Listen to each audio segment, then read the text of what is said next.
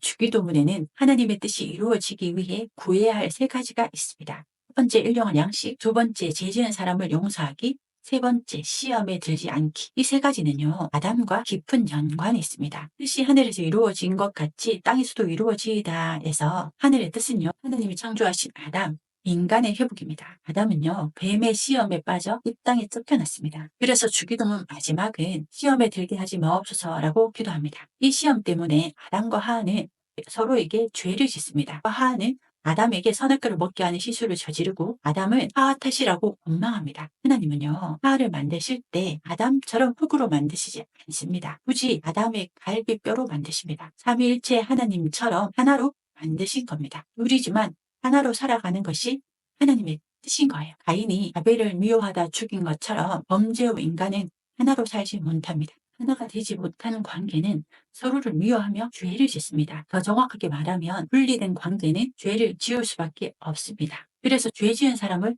용서하라고 말합니다. 적어도 용서라도 해야 살아갈 수 있다는 겁니다. 이것이 바로 하나님이 창조하신 아담의 회복입니다. 그런데요, 하나님의 뜻이 이루어지는 데에는 가장 필요한 첫 번째가 있습니다. 바로 일용할 양식입니다. 쫓겨난 아담이 받은 벌이 바로 수고하여야 소산을 먹는 것입니다. 이 땅에 사는 인간은요, 먹기 위해 수고합니다.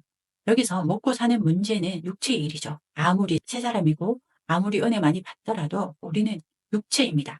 육체를 무시하면 안 되는 거죠. 육체 안에 우리 성령님 계시는 거예요. 그래서 일용할 양식을 먹고 자신의 몸을 돌봐야 합니다. 하나님의 자녀로 살아가는 우리는요, 날마다 일용할 양식을 주시는 하나님에 대한 믿음이 있어야 합니다. 이것이 주기도문의 대전제입니다. 일용할 양식을 주시는 하나님에 대한 믿음이 있어야 먹고 살기 위해 뺏고 뺏기는 전쟁을 멈출 수 있는 거예요. 일용할 양식을 주시는 하나님에 대한 믿음이 있어야 하나님의 자녀로 살아갈 수 있습니다. 그때 너와 내가 하나라는 여유가 생기는 겁니다. 그때 가인은 용서할 수 있습니다. 결국 주기도문의 하늘의 뜻은 아담의 회복입니다. 범죄한 아담에게 닥쳤던 단절된 관계, 먹고 사는 문제는 인간이 가진 최고의 숙제입니다. 그래서 예수님은 먹고 사는 문제를 위해 기도하라고 하십니다. 단절된 관계에서 용서하라고 말씀하시는 거예요. 이것이 바로 우리가 누리는 구원의 회복입니다. 먹고 사는 문제, 관계의 문제가 회복될 때 최소한의 시험에 들지 않습니다. 예배 때마다 하는 주기도문은 하나님의 창조로 돌아가는 것입니다.